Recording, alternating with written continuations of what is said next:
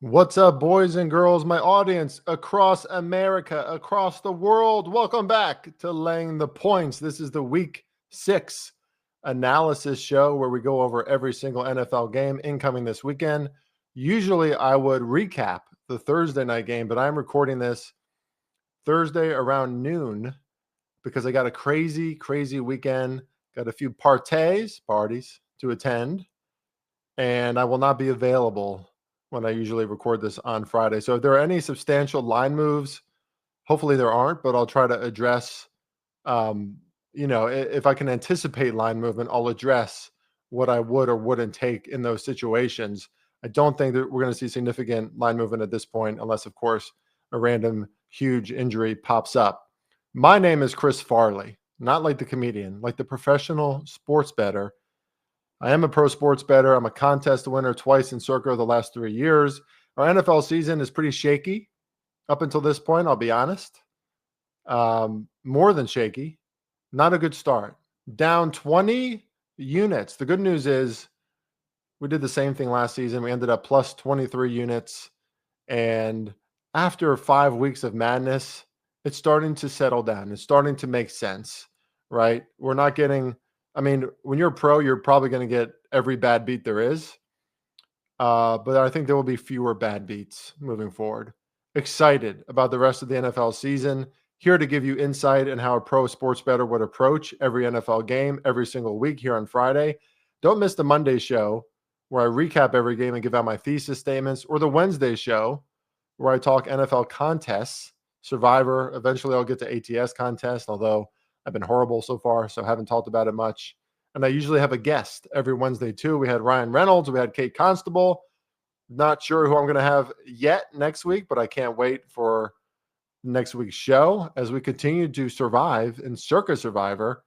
Only 4,600 people left. The quest for 18 million. The dream is still real. You can follow me at Farley Bets, and you can get all of my insights, all of my sports betting plays, coming off a nice win on the Yankees on Tuesday night, at farleybets.substack.com. I already gave out my 2 NBA plays for the opening night on October 21st. And we have quite a few plays for this weekend, NFL Week 6, which I feel fantastic about. Okay. I'm going to be a little shorter on this show, probably 20 minutes total. And that's what I'm going to reach for because I got to get going. We got things going on. Just being honest, just being transparent, but I got to get going. Before I do, I just want to say one more thing. Thank you to all of my new followers, listeners to this show. We're on the Believe Network now. It's been great. And I'm seeing an uptick in listenership, viewership across all mediums. So thank you. And I hope that we'll still keep you around and you'll get plenty of wins for me moving forward. Let's start with the Denver Broncos at the New York Jets. The Jets are +7 at home. This is definitely a letdown spot for the Broncos. I mean, you come off a win at Philly. That's as good as it gets, right? The Super Bowl champions. And the Broncos have only really looked good for 2 weeks now. They looked good against the Bengals, which isn't saying much, but they looked good against the Eagles. And they came back in the fourth quarter, 18-0, outscored the Eagles. But the other 3 quarters is a little iffy, wasn't it? I wonder if that was more about the Eagles.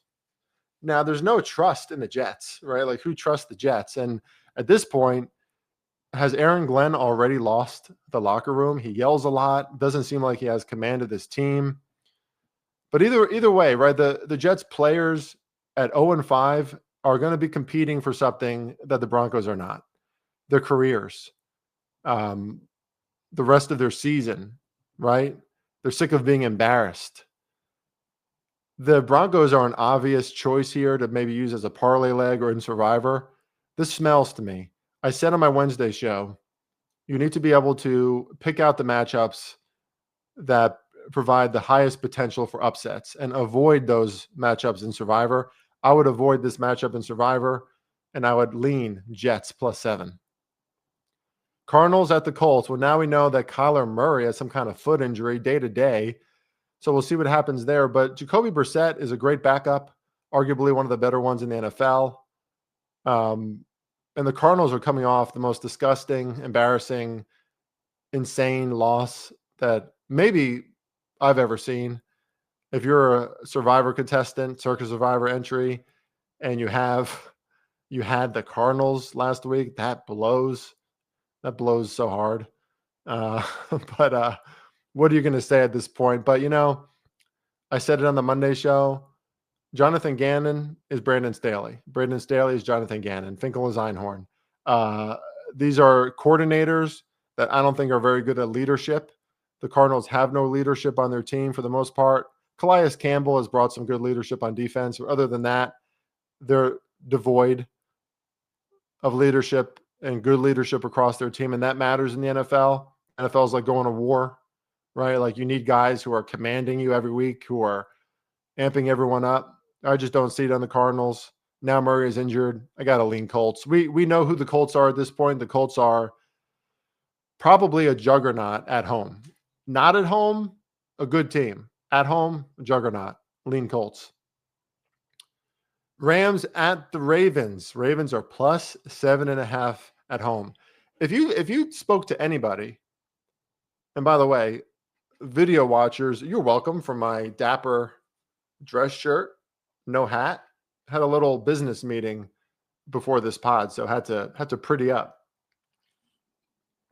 Excuse me for a second there. I know you love the sound of me sipping my straw. Should I do it again? Just kidding. This is probably like a 98% male audience, so I probably won't do it again. Anyway, if you were looking at these lines before the season and you saw that the Ravens were plus 7.5, of course they weren't preseason, but I imagine you'd be scratching your head, and probably the only thing you could assume is that Lamar Jackson is injured. And yes, he is. And he's very, very unlikely to play in this game. I think you have to wait for the full Ravens injury report if you want to bet the Ravens here to have any faith in that. When guys like Roquan Smith and Marlon Humphrey are injured, it's a big deal. Ronnie Stanley is still questionable. That's their best offensive lineman. That's a big deal. There's an elite quarterback and wide receiver combo coming to Baltimore. The Rams are going to be pissed off a loss that they easily could have won. And the Ravens just signed C.J. Gardner-Johnson, who's one of the more controversial players in the NFL as far as a locker room guy goes. Causes a lot of derision. Just an interesting personality that not every team would want. That tells me that they're desperate. I've said it many times already. I don't trust John Harbaugh at this point. McVay is a far better coach. They're a far better defense, are the Rams. And it's hard to imagine Baltimore hanging around. Lean Rams. Rams qualify as a great teaser leg. Browns at the Steelers. This is a rare situation for Cleveland, who's been on the road now 3 straight weeks, and they're coming off a trip to London, and now they're going to Pittsburgh. But Pittsburgh, unfortunately, is only a 2-hour drive from Cleveland. It's an AFC East battle. And I got to say this. I absolutely hate the matchup for the Steelers offense. Aaron Rodgers, who can't move against this Cleveland defense, which is at least top 3 in the NFL. I hate it. Defensive line is the best in the NFL, in my opinion. I hate it for Aaron Rodgers. Pittsburgh is going to have to force turnovers in this game like they're known to do, but they haven't played as well at home. And I like what I'm seeing from Dillon Gabriel on the Browns. He had good pocket presence last week, sacked only twice against a really good defensive line and good pass rush, has good presence. He can get rid of the ball quick. Kinshawn Jenkins from Ohio State, their running back, he was awesome. He continues to be awesome for them, 128 yards last week. I think Pittsburgh is going to come into this game far too confident. And if Cleveland can muster the energy, like if Cleveland's not just exhausted from all their travel, they're definitely going to hang around. I think they can win. So lean Cleveland. Seahawks at the Jaguars. This is a pick 'em. This is a sneaky spot for the Seahawks after losing that game when they were on the game-winning drive against the Bucs, and they just didn't do it, right? Of course, a ball tipped up in the air and intercepted. The Bucs get it. The Bucs win. But Sam Darnold continues to be extremely accurate. I mean, he has like 4 to 6 incomplete passes per game, right? And he throws it like 25, 28 times. It's really impressive. So he's really accurate. Something's working on that offense. See, the Seahawks defense is above average. They're a little banged up, but their stars should play. And I would say Trevor Lawrence and the Jaguars are due for a big-time letdown spot here after beating the Chiefs. I love Liam. Liam Cohen is obviously a good coach. Love the energy he brings. Love to see their locker room afterwards. That matters. But the last thing I would want is Trevor Lawrence being overconfident or cocky heading into any game if he's my quarterback, because he is due massive negative regression after last week. Falling down, threw a really bad pick once. The mistake-prone Trevor, I think, comes back here. So I lean Seattle.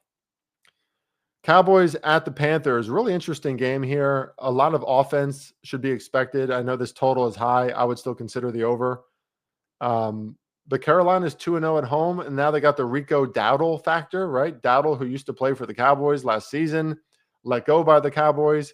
He exploded for over 200 yards in Chuba Hubbard's absence last week. So I think he's going to be a threat in this game. That certainly takes the load off of Bryce Young if they can find success in the run game. The Cowboys are not a good run defense. But can the Cowboys come together on a long road trip here? We see that in teams, right? Like you look at these teams and you're like, oh, this is a long road trip. That stinks. Well, it could bring the team together. And Dak is confident. The offense is confident. If the defense can do just enough, Dallas probably pulls away here. So I still lean Dallas at -3.5 on the road. It's not a play that I would put in Circa or anything, but I do think it's probably a closer game. But again, if the Cowboys gain a 1 or 2 score lead like they did last week on the Jets, they should be able to stay ahead. And I think that's the more likely scenario. Patriots at the Saints. Saints +3.5 at home. Letdown spot for the Patriots, you might say? Yeah, I think so.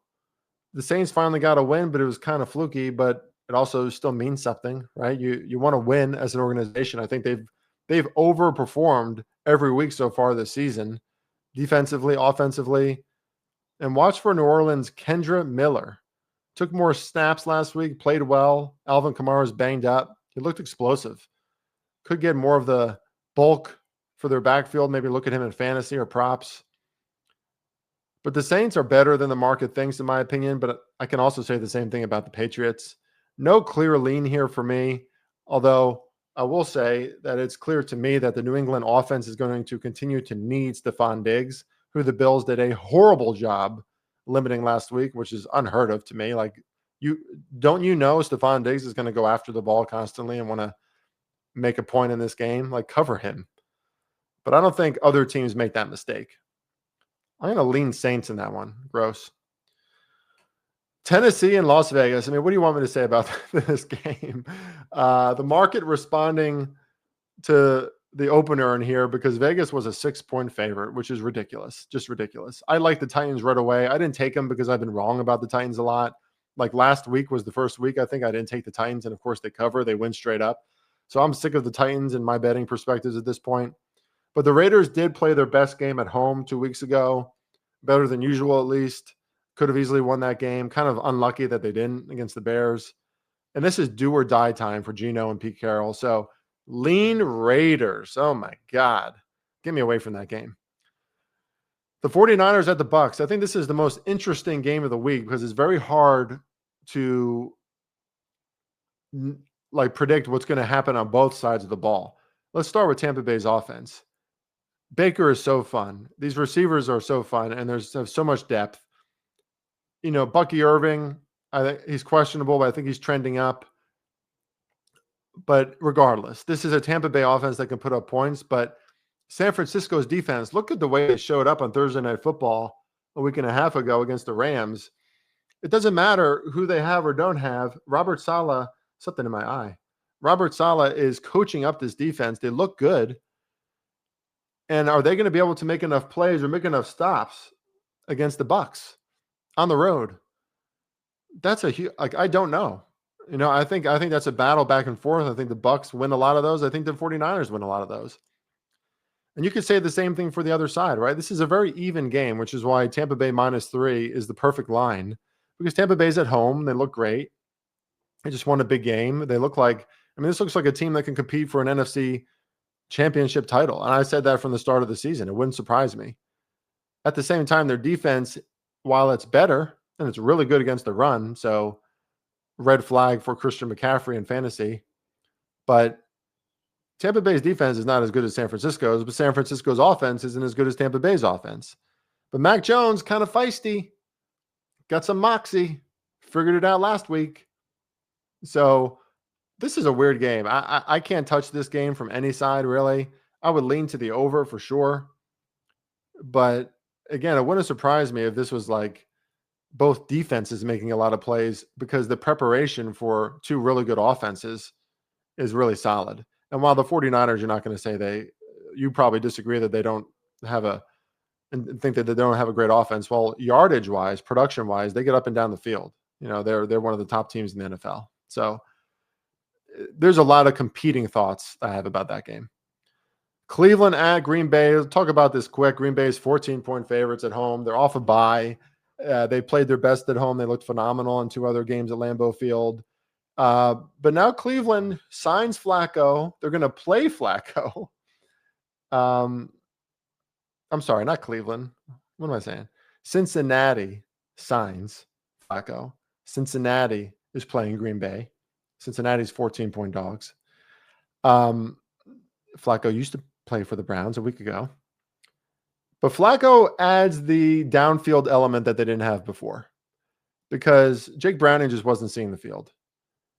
That being said, do we really think that Joe Flacco, who can't move, who's 40, is going to handle this pass rush, going to handle a well-rested Green Bay defense?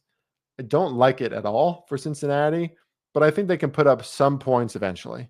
I'll leave it at that. Lions at Kansas City. At the Chiefs. Chiefs -2. It's interesting to see a spread move up on Kansas City after a loss. But I think it's because of desperation, right? The Chiefs are facing a scenario where they could be 2-4 in the AFC West. Not great when you got the Broncos and the Chargers on the up and up. I know the Chargers just lost 2 straight. I don't think they're going to lose this week. And this is one of those scenarios where, man, the Chiefs, they better get right offensively because I don't think the Lions are going to slow down. Now, the Lions are playing outside on grass, right? So there's that element to it. Like they're not at home. They're probably not going to put up 40. But I have a hard time thinking that even against Steve Spagnuolo and the Chiefs, that the Lions aren't going to have a great game plan for this. They're not going to roll out great plays and like creative plays. Like I think the Lions are going to throw the kitchen sink at them. And they do care about this game because it's the Chiefs. And they beat this team 2 years ago. And so far, they're clearly the better team. But it is Mahomes. And they are a better offense with Xavier Worthy. And if it wasn't for that interception, which was a bad throw by Mahomes, but if it wasn't for that interception, they very, very likely win last week.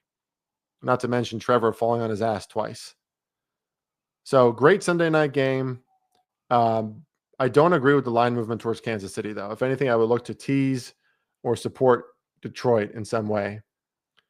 I'm also realizing that I skipped the Dolphins and the Chargers, maybe because I think that game is not much to say. I've also talked about it already on my Wednesday show because I think the Chargers make a good survivor play. And regardless of how desperate the Dolphins are, they haven't shown us anything. And the Chargers, regardless of how banged up they are, and Joe Alt might play. He's trending in the right direction. That's a huge gain for them if he can play, their best offensive lineman. When you talk about coaches and like an administration and culture, it's just the complete opposite of the Miami Dolphins right now. I would expect the Chargers to roll. I think the Chargers could blow out the Dolphins at home. So I lean Chargers. Let's go to Monday night. Buffalo at Atlanta. Atlanta's +4. I was surprised to see this rise to 4. I know the market loves Buffalo. They're still a Super Bowl favorite, top 3 at least. And that wasn't a bad loss last week, right? Like the Patriots wanted to win. But if we look at the body of work that the Bills have provided our eyes, it hasn't been that great. Josh Allen's always great, but they haven't been that great. And now you got a situation where they're on the road against an Atlanta team who is their best offensively at home, who can run the ball seemingly on anybody. And the Bills have been bad against a run. And the Falcons are off 2 weeks of rest. I could only look Falcons here. Last game, final Monday night game, part 2 of the Monday night series, which I hate that they do, by the way. Bears at the Commanders. You know, the market and the high perception on the Commanders is back, and it should be. That was the most impressive win of the weekend in week 5. at Los Angeles, beating the Chargers on the road. First game back for Jaden Daniels, who that's his home, right? He's from LA. So maybe that has something to do with it. And while the Bears are off a bye, my issue here is the Chicago defense has looked horrible. And if you're going to give Jaden Daniels time, which apparently he's going to have a lot of time because they don't get to the quarterback, that's a recipe for disaster for me. I think Washington pulls away in this one. Lean Commanders. With that, much shorter show this time, a little less fluff and verbiage built around my descriptions, but I hope you got a good idea of what I'm looking at this weekend. If you would like to get all my official plays, join me at Substack, farleybets.substack.com. Follow me on X. Until next week, until the Monday show, happy week 6, everybody. Good luck in your bets. Let's win some damn money, shall we?